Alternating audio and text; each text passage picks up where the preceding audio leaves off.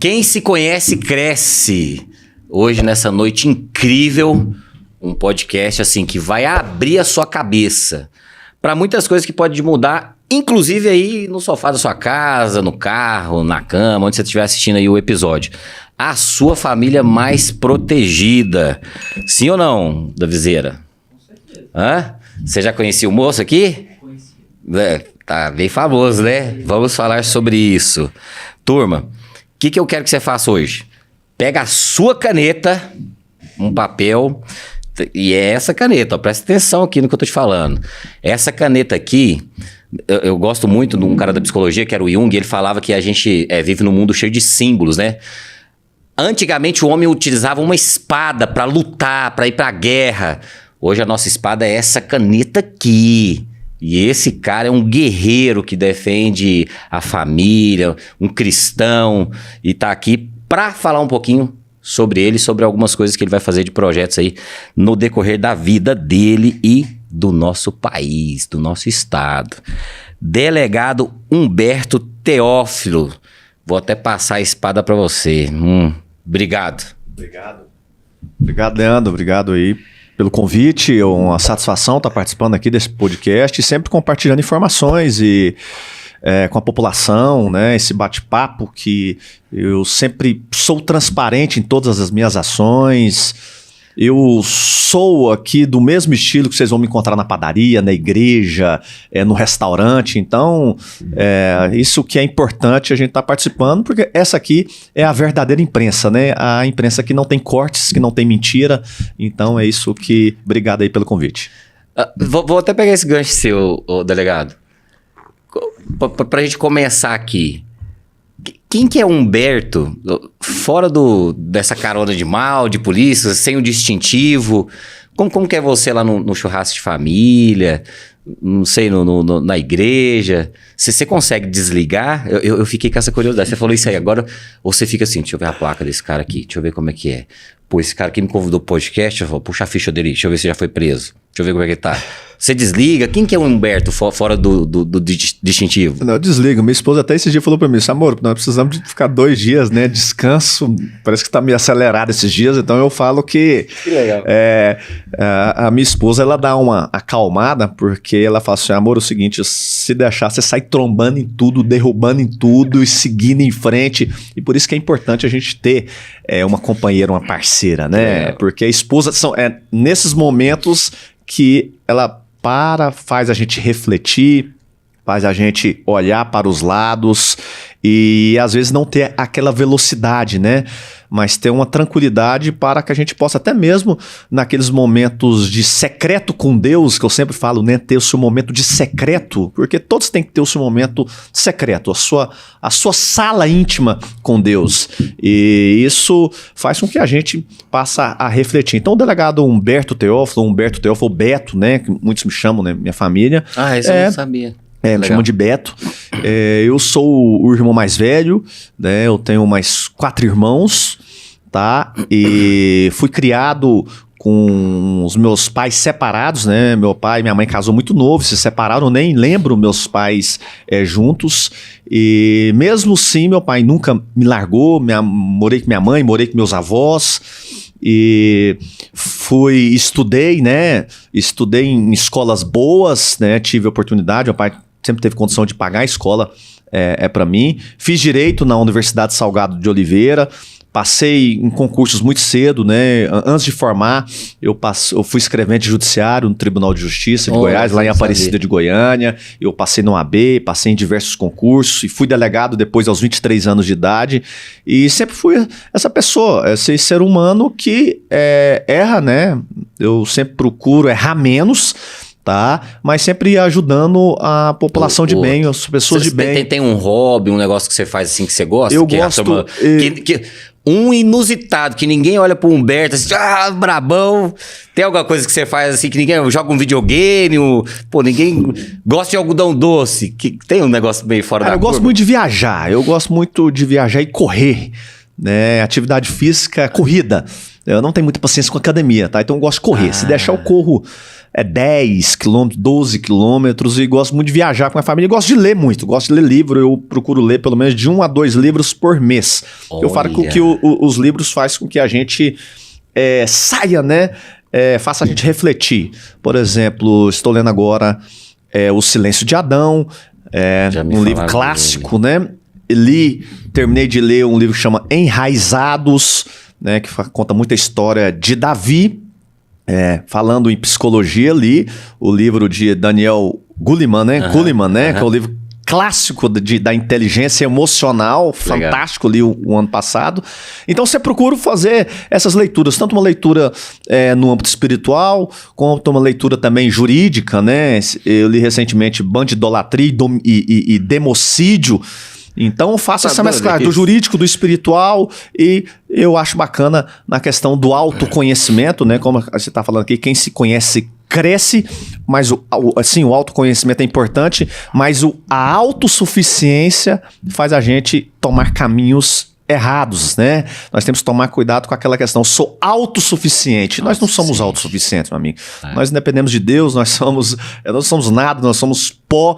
Então, a autossuficiência, a soberba, faz com que muitas pessoas, e principalmente governantes, né? A gente vai em histórias bíblicas e a gente vai ver vários reinados, né? Sucumbir, né?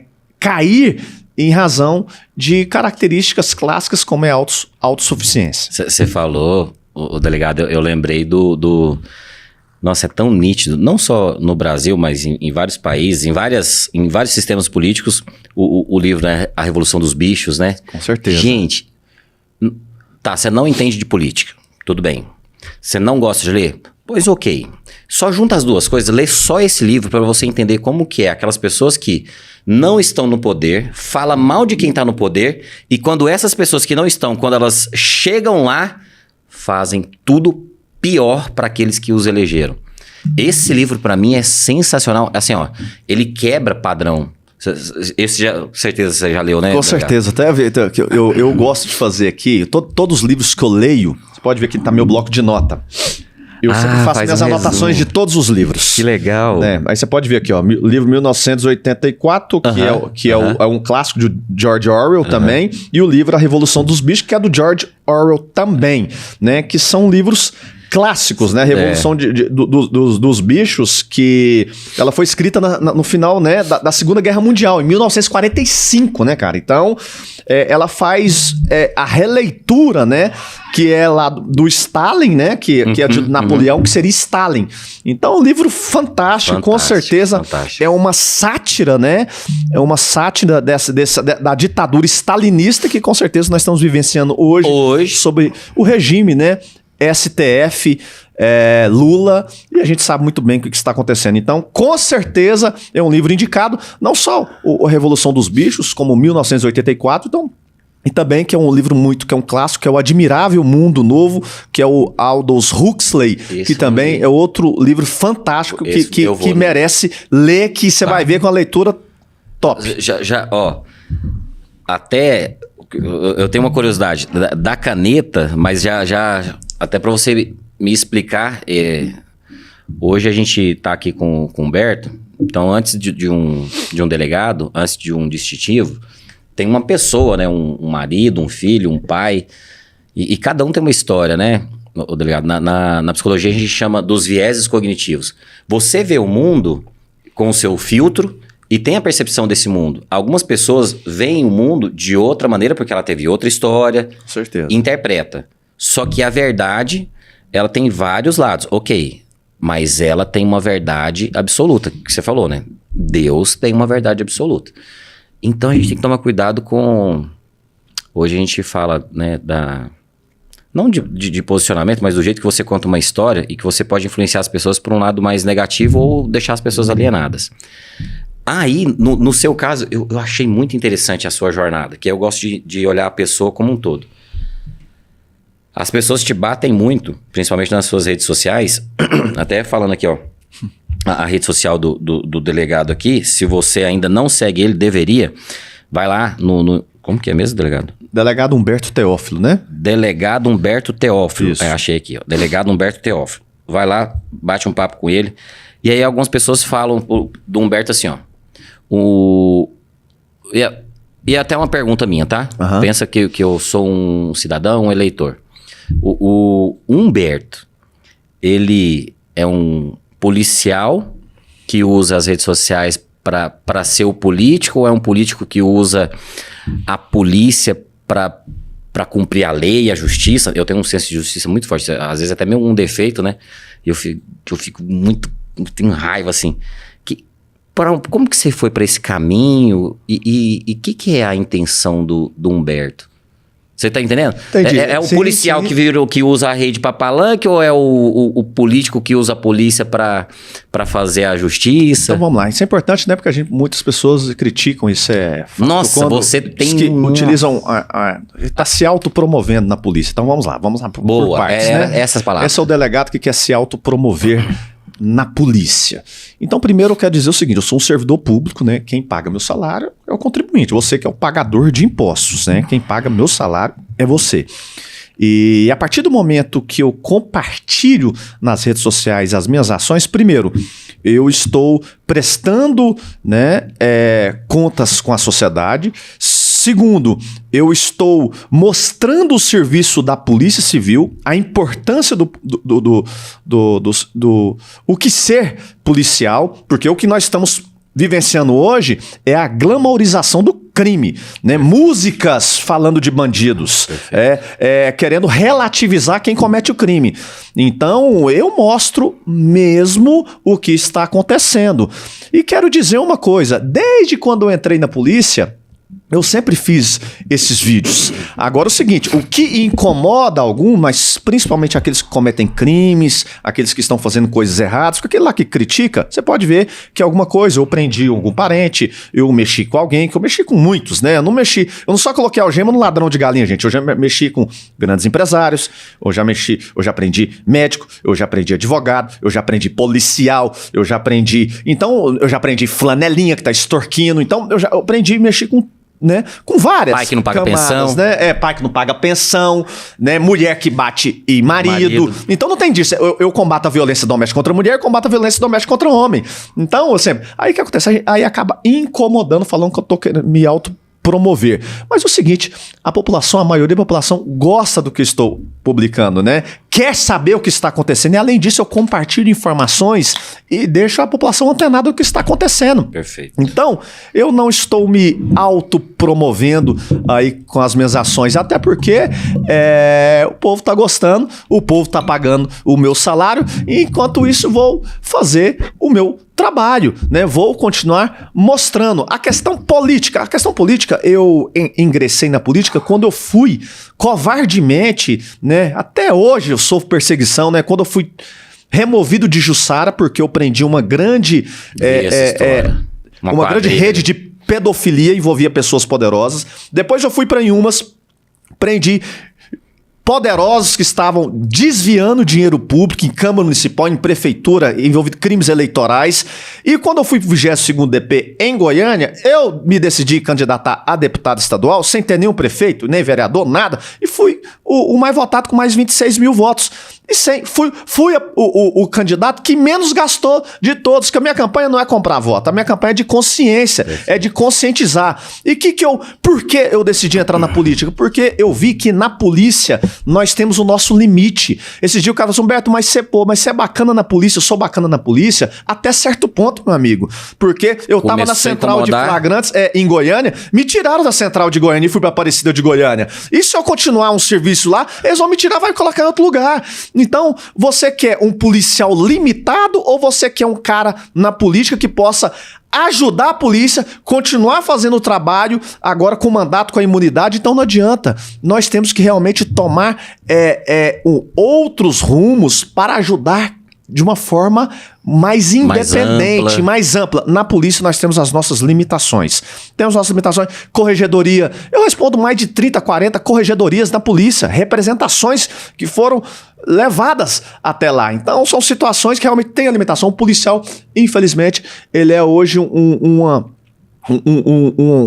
faz parte de um sistema judiciário, mas é a parte mais fraca do sistema. É a parte mais fraca. Então, por isso que eu vou continuar. E se eu estou me autopromovendo? Você está falando que eu estou me autopromovendo? Então eu vou continuar me autopromover, que eu não estou prejudicando. Tá? Eu não estou roubando ninguém. Está mostrando o seu trabalho. Não estou desviando dinheiro público. Então, fale com muitos deputados aí que estão gastando a sua emenda parlamentar, na verdade que é seu dinheiro, e falando, tô dando isso, tô construindo isso, ou seja, do seu dinheiro, tá? Na verdade, é mais do que obrigação a emenda parlamentar, e muitos deles desviando seu dinheiro e fazendo publicidade com a emenda. Aí sim é autopromoção.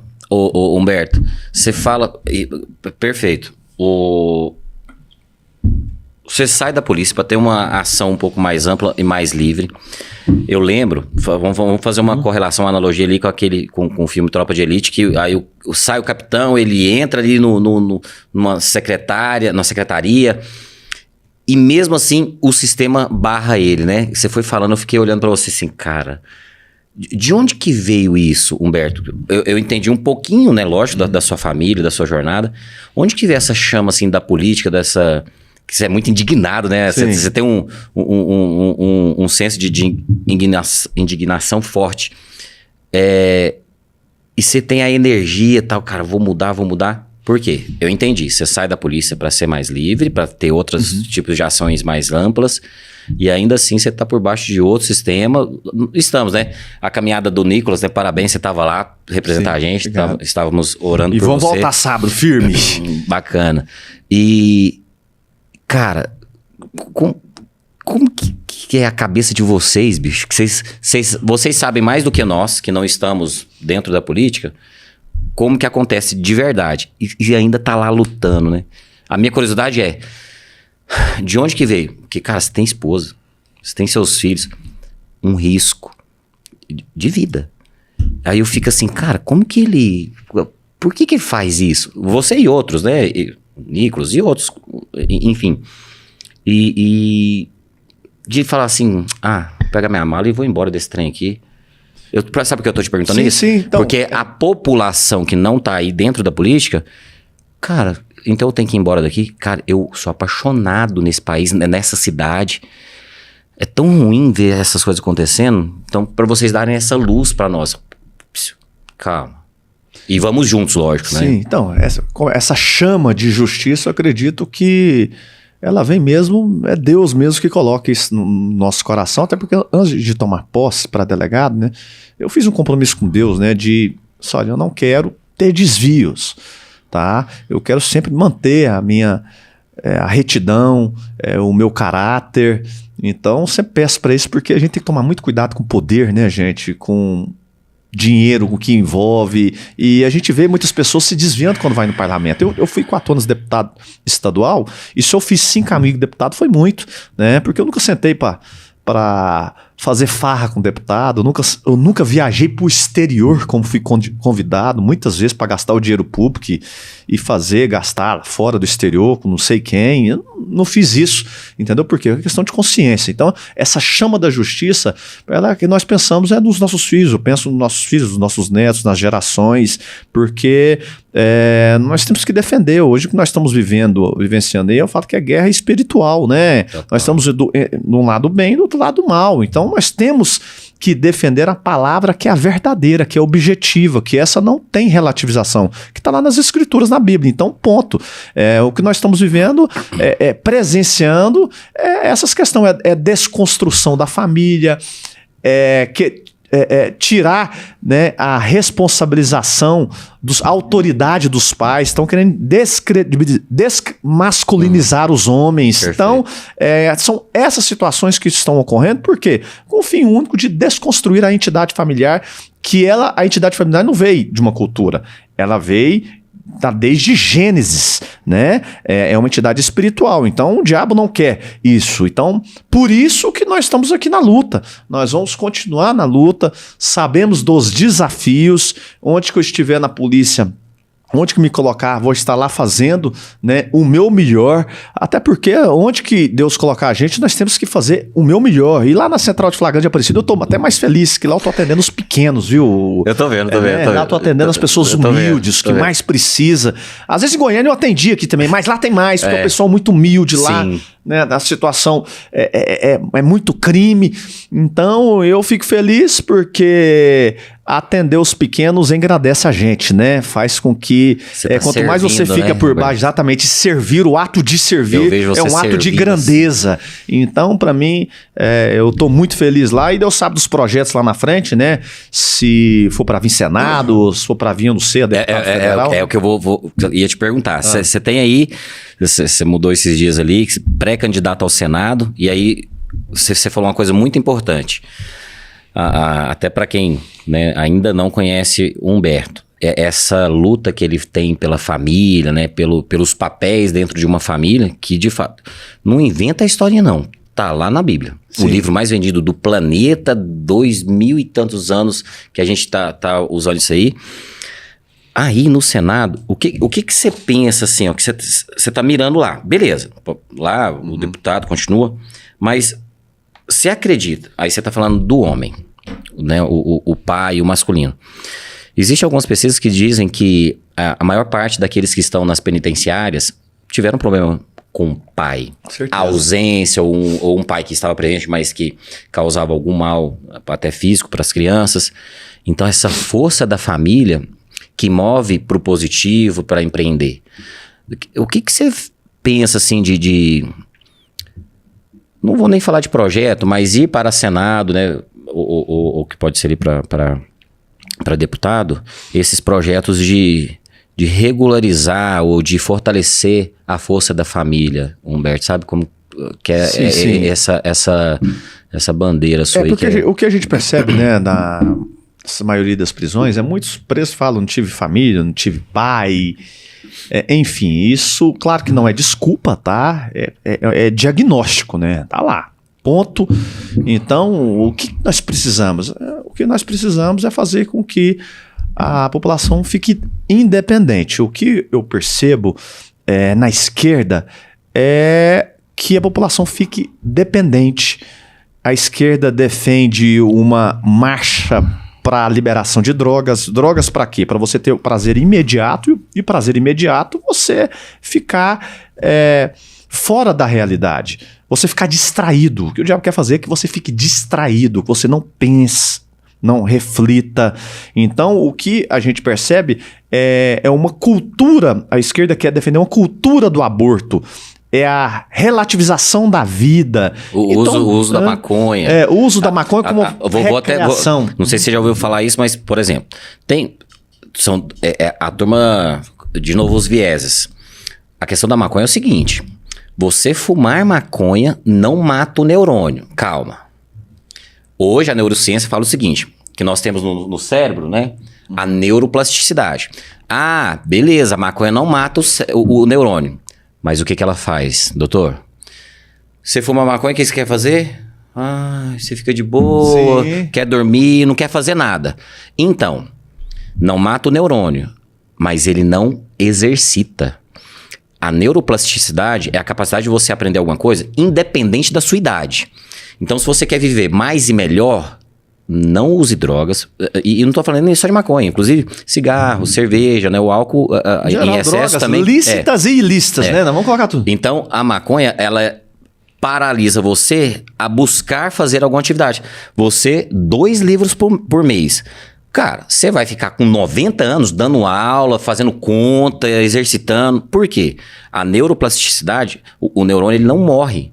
Ele tá lá. Só que se você não fizer uma leitura, assistir um podcast, ir para algum evento, uma palestra, um workshop, ele atrofia. A neuroplasticidade é igual músculo, o neurônio. Isso a turma não fala. Não. Entendeu? Não, ok, tem essa pesquisa.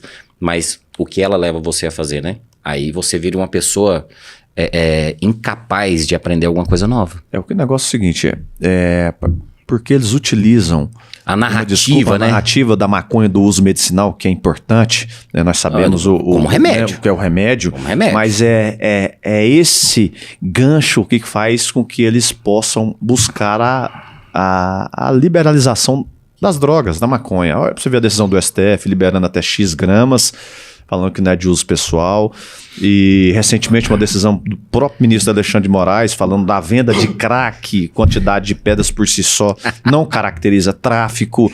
Então, isso que isso faz? Por isso, quando eu falo, quando um governo ele não está alinhado com as pessoas de bem, ele faz com que o bandido fique empoderado, o bandido fique mais folgado. Os caras estão folgados, os caras não respeitam a polícia, os caras sabem que cadeia não vai passar de 24 horas, porque no outro dia, caso ele for preso em flagrante, ele vai para uma audiência de custódia e mais de 80% dos presos são liberados nessa audiência. E nessa audiência, uma das principais perguntas o juiz fala, você foi bem tratado pela polícia? Eles te deram água? Eles te deram os contatos com seu familiar, você falou com família, teve advogado, ou seja, aí o cara não fez isso, me tratou mal, e o policial vai responder um processo na sua corregedoria. Então é isso, que nós tá tendo inversão de valores, tá? E por isso que nós estamos aqui para combater. Não é à toa que eu tenho um projeto, que se chama Projeto Geração do Bem, que eu levo crianças e seus respectivos pais, que eu vou reabrir agora as inscrições, levo lá para a delegacia, vou na cela vazia e uma palestrinha de 10 minutos eu falo para esses jovens, né, quais as consequências de quem comete crime. Né? Então a gente tá guerreando, né? De um lado, glamoriza o crime, como um Juan quer mostrar para a juventude que o crime vale a pena, que anda com ouro, anda carrão e tudo mais, e do outro lado de cá, o nosso lado é falando que o crime mata, ou o crime da cadeia, e que mentir vai dar problemas, que abandonar a escola vai te causar problemas, que desobedecer os pais vai te causar problemas. Então eu falo que são os estatutos perpétuos, que esses não mudam, não tem relativização. Humberto, esse jovem aí, cara, que bacana você falar isso. Então vamos colocar que o nosso futuro, vocês que estão na política hoje, vai nos ajudar, mas o futuro está no jovem. Boa parte dos jovens vê um carro de polícia, nunca fez nada. E jovem assim, meu filho tem 16 anos, tem 16, um pequenininho de 4. O cara tem medo, tem um... Como que a gente vai transformar? Calma, ali é do bem, ali é um mocinho. Os caras da Marvel, não, eles não usam roupa vermelha e capa azul, não, é preto. É os nossos heróis. Eu tô te falando pra me ensinar como pai também. Como que a gente transforma a visão desses jovens, cara? Pra que... Cara, não, pera, é o que você falou das guerras, né? Do bem e do mal. Mas como que você tá ajudando? Adorei. Eu acho que eu já vi um vídeo seu falando desse projeto da cela. Mas os jovens que serão o nosso futuro, o que você tem que colocar pra nós pais e orientando eles, sabe? Eu sempre falo que a gente tem que ter uma conversa franca com nossos filhos. Tem que conversar. Por exemplo, a viatura tá com medo. Por que você tá com medo? A polícia é do bem. Quem tem medo de polícia é bandido. É bandido que tem medo de polícia. Porque há sim um sistema que quer demonizar o trabalho da polícia. Ou seja, se a polícia, claro, tem policial bandido? Claro, como tem policial bandido, tem pastor bandido, tem padre bandido, tem ministro bandido, tem juiz bandido, tem promotor bandido, tem bandido para todo lado, tem repórter bandido, enfim. Sempre tem, mas nós estamos falando de pequenas, por exemplo, na polícia, pequenas minorias que cometem algum desvio, mas quando comete esse desvio, ele é difundido de uma tal forma que a polícia acaba ficando numa questão. A polícia não presta, policiais não prestam, policiais são bandidos, e não é desmotiva, a verdade. Eu falei... Estou com um projeto em Anápolis e a gente está fazendo uma parceria com o pessoal da Polícia Militar. Eles ficam desmotivados, Humberto. Você é delegado e político e tá querendo subir o nível. Inclusive, cara, eu vejo esse site agora. Dá um recado pro policial que tá desmotivado, sabe? Que o cara... Você tá com essa chama e tá subindo. Cara, não vou parar e tal. Mas esse cara que tá ali no dia... Tanto faz, tá? Nem sei se é o certo isso, vocês serem divididos, né? Polícia Civil, Polícia Militar, mas hoje o sistema é assim, né? Mas o policial, de maneira geral, que tá desmotivado, o que você fala pra essa pessoa? Assim, eu sempre falo, pelo menos no meu plantão, eu falo pro policial, pode trazer o serviço que eu vou fazer o flagrante. Traz o bandido que aqui não vai ter conversa. Então, eu sempre procuro trabalhar de forma unida, seja com a polícia militar, seja com a guarda civil, seja com a polícia penal, enfim, o que a população quer é o resultado, é a prisão do malandro, ponto. Então eu sempre procuro falar esse policial durante os meus plantões, de onde eu encontro, que nós temos que ter representantes. Se eu só falo assim, olha, o policial, nós temos uma saída, o colega policial, para nós nos fortalecermos e tentar fazer uma mudança. É ter representante em locais de decisão. Exemplo, nós temos que ter senador, nós temos que ter deputado federal, nós temos que ter gente, e principalmente quem é da polícia, tá? Em especial quem vivencia isso.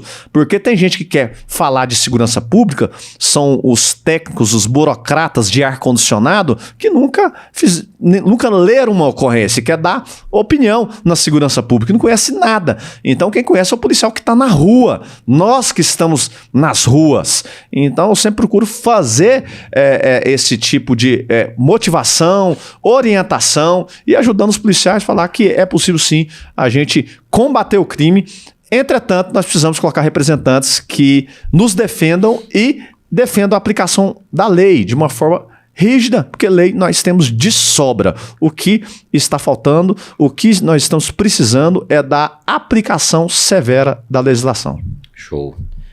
Qual que é o papel da fé, Humberto, na família, sabe? Independente da fé, você é evangélico, católico, espírita, não sei, mas a fé, o que você acredita que... Você é cristão, eu sou cristão, até a Bíblia estava no carro, eu ia trazer aqui para deixar aqui com a gente. Mas o que você fala para as famílias que estão assistindo a gente, o papel da fé na educação dos filhos, na nossa de homem, sendo provedor, protetor da nossa família, do papel da mulher dentro da casa? O que você vê assim, o papel de Cristo no nosso dia a dia?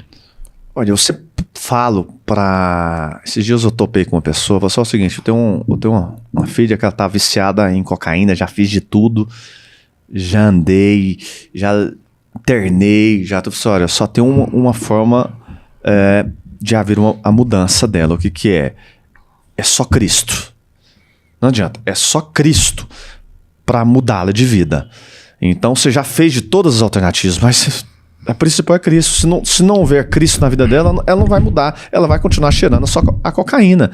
Então, gente, o que eu sempre procuro falar para as famílias é ter o seu momento familiar na mesa, né? O seu devocional, sua oração, conversar com seus filhos, falar a realidade para eles lá fora, falar o que é pedofilia, falar o que está acontecendo, tomar cuidado na escola, tomar cuidado com as más companhias, até porque as más companhias corrompem os bons costumes. Verdade. Então, é isso.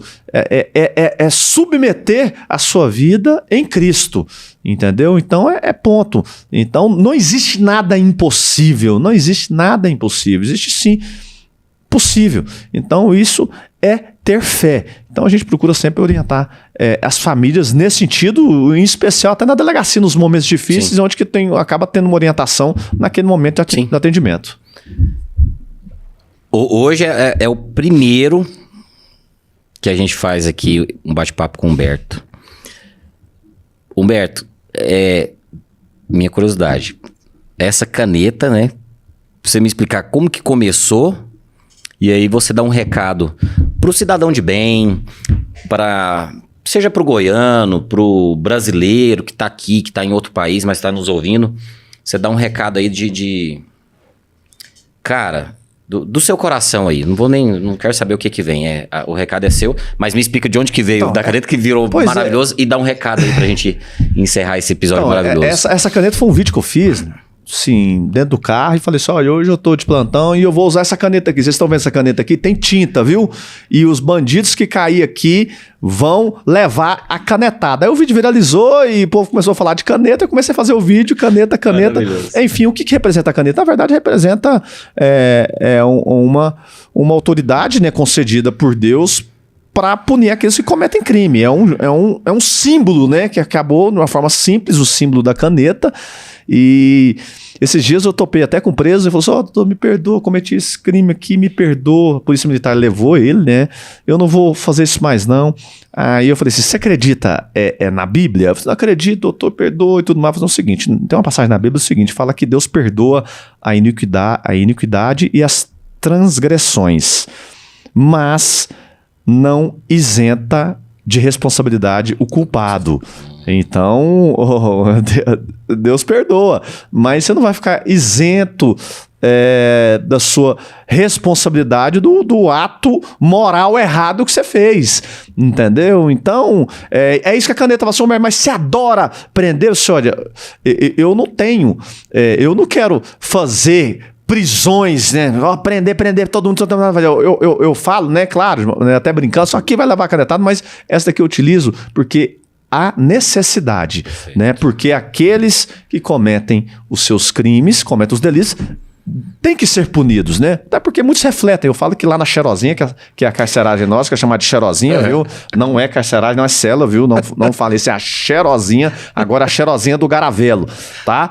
É um ambiente de reflexão, muito viu? Bom. Inclusive, já pedi para minha prima aqui, e na Sociedade Bíblica, que agora já estou organizando.